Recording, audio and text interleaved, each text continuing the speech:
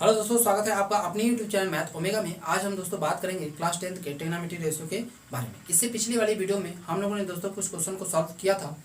अब हम उसी क्रम में आगे बढ़ेंगे और कुछ नए क्वेश्चन को हम लोग सॉल्व करेंगे। आइए दोस्तों चलते हैं आज के पहले क्वेश्चन की ओर। तो आज का जो पहला क्वेश्चन है वो है if cot B equal to 12/5, if cot B equal to कितना 12/5, तो prove that tan square B minus sine square B equal to sine to power 4b into sec square B. ठीक है दोस्तों, मतलब कि यदि कॉट बी इक्वल टू कितना दिया गया हो 12/5 12/5, तो सिद्ध कीजिए कि tan square B minus sine square B equal to sine to power 4b into sec square B. ठीक है, इसी को हमको प्रूफ करना है। आइए दोस्तों चलते हैं, सॉल्व करते हैं। इसके लिए दोस्तों हम लोग सबसे पहले क्या करेंगे, एक समकोण त्रिभुज मतलब एक राइट एंगल ट्रायंगल ले लेंगे। इसमें इस वाले शीर्ष को हम लोग बी, इसको ए और इसको सी कंसीडर कर लेते हैं, मान लेते हैं। ठीक है, तो यहाँ दोस्तों कॉट बी, तो बी जो होगा हमारा न्यून कोण होगा, तो न्यून कोण के ठीक सामने वाली जो साइड होगी वो क्या होगा हमारा दोस्तों परपेंडिकुलर मतलब लंब, और राइट एंगल के ठीक सामने वाली जो साइड होती है वो होता है हमारा हाइपोटेनस मतलब कड़, और जो रिमेनिंग साइड होगा वो हमारा क्या होगा दोस्तों बेस। ठीक है, मतलब आधार। तो हम जानते हैं कि दोस्तों कॉट बी के लिए जो ट्रिग्नोमेट्री रेशियो मतलब कॉट के लिए जो ट्रिग्नोमेट्री रेशियो होता है वो होता है हमारा बेस अपॉन परपेंडिकुलर, और बेस अपॉन परपेंडिकुलर की वैल्यू कितनी दी गई है 12/5 मतलब 12/5। ठीक है दोस्तों, मतलब बेस कितना है हमारा 12 और परपेंडिकुलर की बात करें तो कितना 5। ठीक है दोस्तों, तो अब हम लोग हाइपोटेनस की वैल्यू को फाइंड करेंगे। तो हाइपोटेनस की वैल्यू को फाइंड करने के लिए हम लोग पाइथागोरस थ्योरम यूज करेंगे। तो पाइथागोरस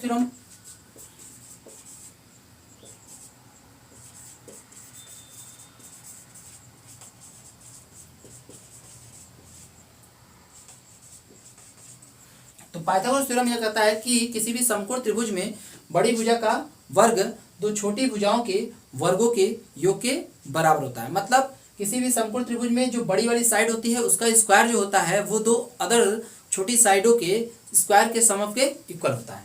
ठीक है, इसका मतलब कि हाइपोटेनस का स्क्वायर इक्वल टू परपेंडिकुलर का स्क्वायर प्लस बेस का स्क्वायर।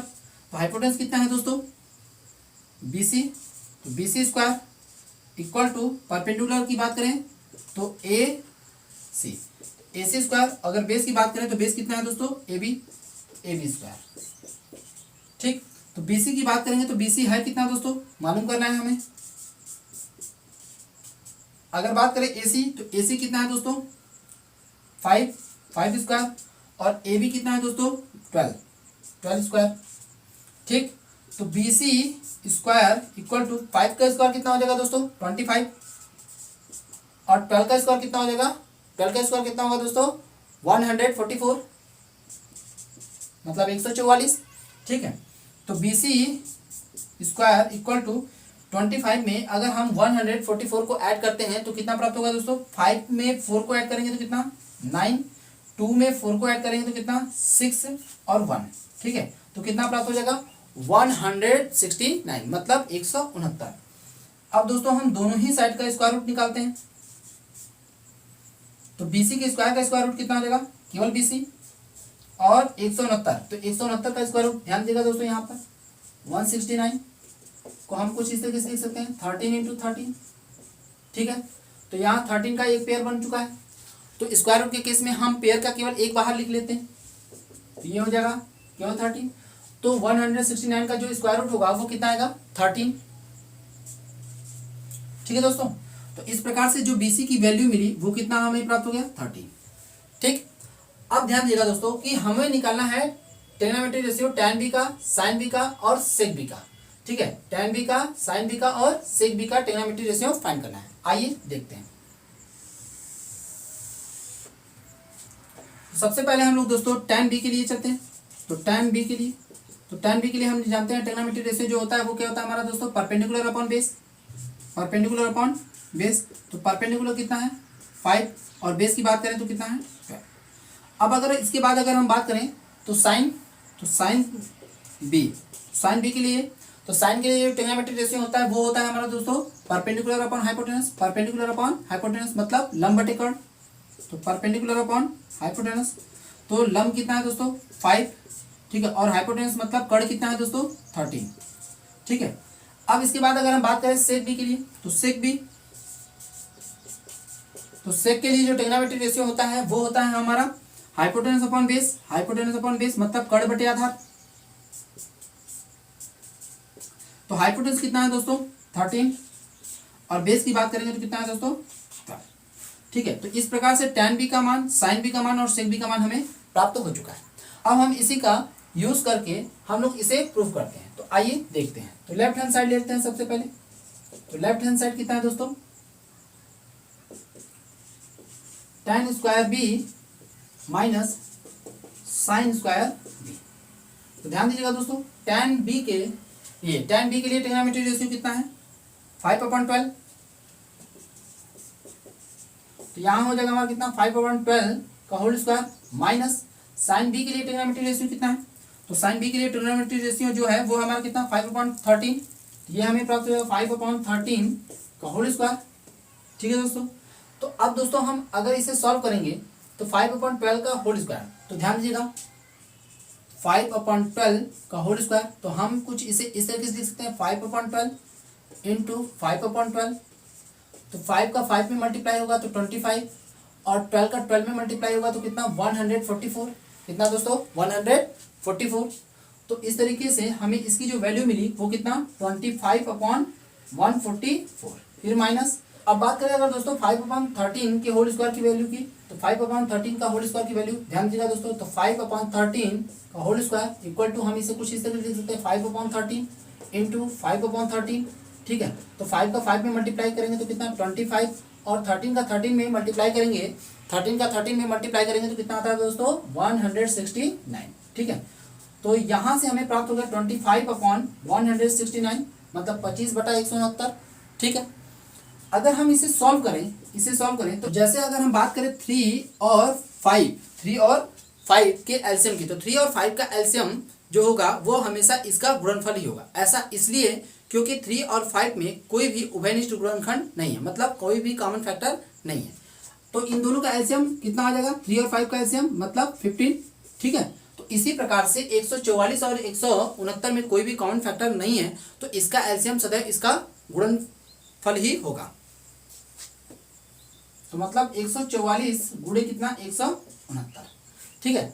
अब ध्यान दीजिएगा, तो 144 से अगर इस पूरे में डिवाइड करेंगे, इस पूरे में अगर हम भाग देंगे 144 से अगर हम इस पूरे में भाग देंगे तो 144 से 144 कैंसिल होगा और बचेगा कितना 169। तो 169 का गुणा किसमें 25 में, ठीक है। 169 का गुणा किसमें 25 में, ठीक।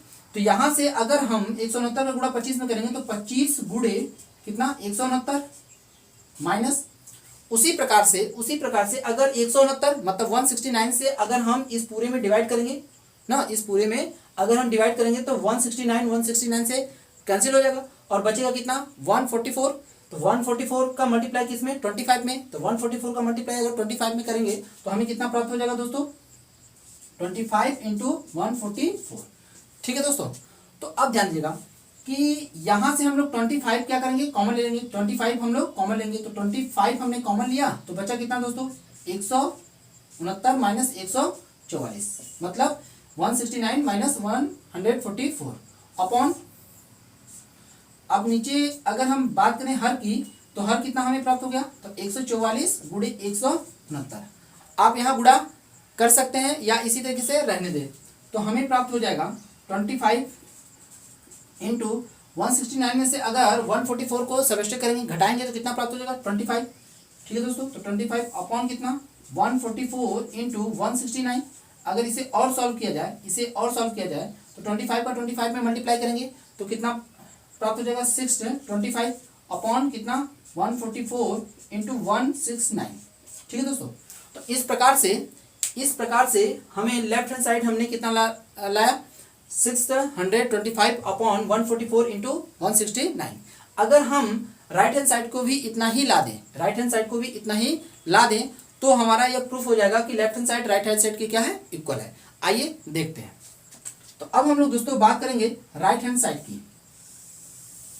अगर हम बात करेंगे दोस्तों राइट हैंड साइड की, तो राइट हैंड साइड जो होगा वो है हमारा कितना sin to power 4b into sec square B. अगर हम बात करें साइन बी की ट्रिग्नोमेट्री रेशियो की, तो साइन बी का ट्रिग्नोमेट्री रेशियो कितना है 5/13। तो यहाँ हमें प्राप्त हो गया 5/13 to power 4 into sec B की, तो सेक बी का ट्रिग्नोमेट्री रेशियो कितना है दोस्तों 13/12 टू पावर 2।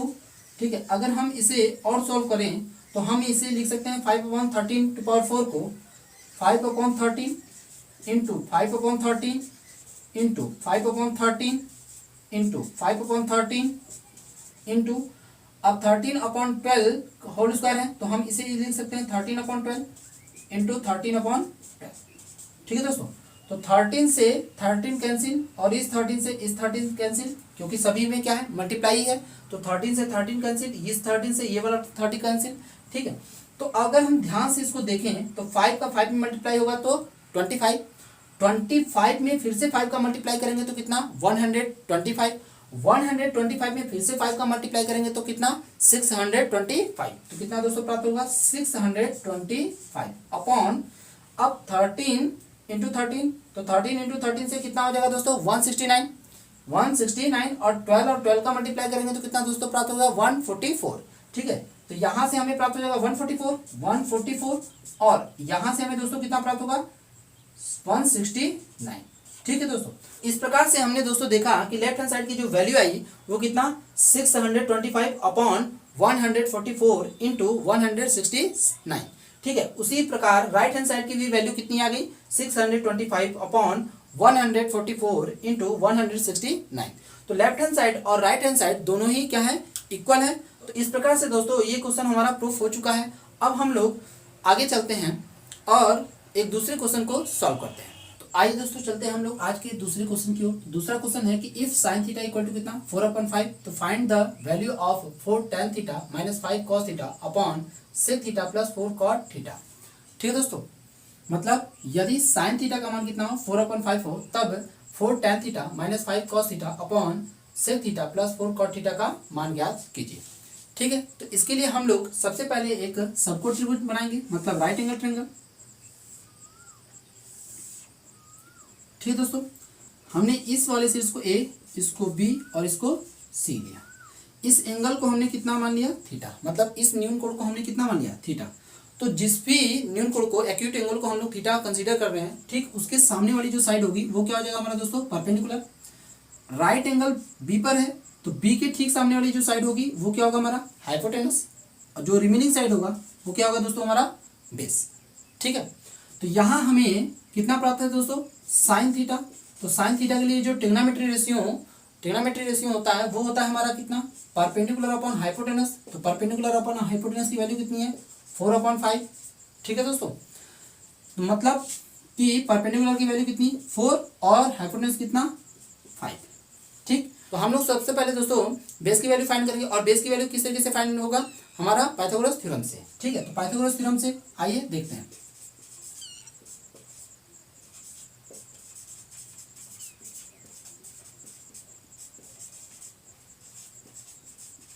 पाइथागोरस थ्योरम कहता है कि किसी भी राइट एंगल ट्रायंगल में जो सबसे बड़ी वाली साइड होती है, उसका स्क्वायर दो छोटी साइडों के स्क्वायर के सम ऑफ के इक्वल होता है। ठीक है, मतलब हाइपोटेनस के स्क्वायर इक्वल टू परपेंडिकुलर के स्क्वायर प्लस बेस स्क्वायर। ठीक है, तो हाइपोटेनस कितना है दोस्तों AC स्क्वायर। अगर बात करें परपेंडिकुलर तो परपेंडिकुलर कितना है दोस्तों BC, तो BC स्क्वायर, और बेस की बात करें तो बेस कितना है दोस्तों AB स्क्वायर। ठीक है दोस्तों, अब यहाँ से AC की बात करें तो AC हमें कितना मालूम है 5, तो 5 स्क्वायर, और BC कितना है दोस्तों तो BC 4 स्क्वायर, और AB हमें ज्ञात करना है। ठीक है दोस्तों, तो 5 का स्क्वायर कितना होगा 25 और 4 का स्क्वायर कितना होगा 16 प्लस AB स्क्वायर। ठीक है, तो 16 को दोस्तों हम लोग इस साइड लेकर आएंगे, तो जैसे ही इस साइड लेकर आएंगे तो इसका साइन चेंज हो जाएगा और प्लस से क्या हो जाएगा माइनस। तो 25 माइनस कितना 16 इक्वल टू कितना AB का होल स्क्वायर। ठीक है दोस्तों, अब ध्यान दीजिएगा, तो यहाँ से 25 में से हम लोग 16 को घटाएंगे, 25 में से 16 को घटाएंगे तो कितना प्राप्त हो जाएगा 9 AB स्क्वायर। ठीक, इसे हम लोग कुछ इस तरीके से भी लिख सकते हैं, AB स्क्वायर इक्वल टू कितना 9। ठीक है दोस्तों, मतलब दोस्तों कि हमने AB को लेफ्ट हैंड साइड में और 9 को हमने राइट हैंड साइड में लिख दिया, इससे इसकी वैल्यू पर कोई भी इफेक्ट नहीं आएगा। अब आइए ध्यान दीजिएगा दोस्तों, तो दोनों ही साइड का हम लोग स्क्वायर रूट लेते हैं, तो AB के स्क्वायर का स्क्वायर रूट कितना प्राप्त होगा AB, और 9 का स्क्वायर रूट अगर हम लेंगे तो अंडर रूट 9 को हम लोग कुछ इस तरीके से लिख सकते हैं 3 इंटू 3। ठीक है, तो 3 का यहाँ पेयर बन गया, 3 का एक पेयर बन रहा है। ठीक, और जैसे ही हम स्क्वायर रूट लेंगे तो पेयर का केवल एक बाहर आ जाता है। ठीक है दोस्तों, मतलब इस रूट से बाहर, तो कितना आ जाएगा 3। ठीक, तो 9 का स्क्वायर रूट कितना हो जाएगा 3। ठीक, तो यहां से AB की वैल्यू कितना प्राप्त हो गया 3। ठीक है दोस्तों, इसका प्रयोग करके हम लोग tan theta, cos theta, sec theta और cot थीटा की वैल्यू को प्राप्त करते हैं। आइए देखते हैं, तो इसमें सबसे पहले हम लोग tan थीटा का, तो tan थीटा के लिए ट्रिग्नोमेट्री रेशियो कितना होता है दोस्तों, तो tan के लिए हमारा ट्रिग्नोमेट्री रेशियो होता है परपेंडिकुलर अपॉन बेस। तो परपेंडिकुलर कितना है, तो परपेंडिकुलर है हमारा 4, और बात करेंगे बेस, तो बेस कितना है दोस्तों 3। इसी प्रकार से अगर हम cos के लिए बात करें तो cos थीटा के लिए जो ट्रिग्नोमेट्री रेशियो होता है वो कितना होता है दोस्तों, वो होता है हमारा base upon hypotenuse, base upon hypotenuse. तो बेस कितना है दोस्तों, तो बेस है हमारा 3, और हाइपोटेनस कितना है दोस्तों, तो हाइपोटेनस है हमारा कितना 5। ठीक है, तो इस प्रकार से cos थीटा की वैल्यू कितना हमें प्राप्त हो गया 3/5। अब हम लोग दोस्तों sec थीटा के लिए बात करते हैं, तो sec थीटा के लिए ट्रिग्नोमेट्री रेशियो कितना होता है, ये होता है हमारा cos का जस्ट अपोजिट, तो मतलब हाइपोटेनस अपॉन बेस। ठीक है, तो हाइपोटेनस कितना है दोस्तों, तो हाइपोटेनस हमारा कितना 5,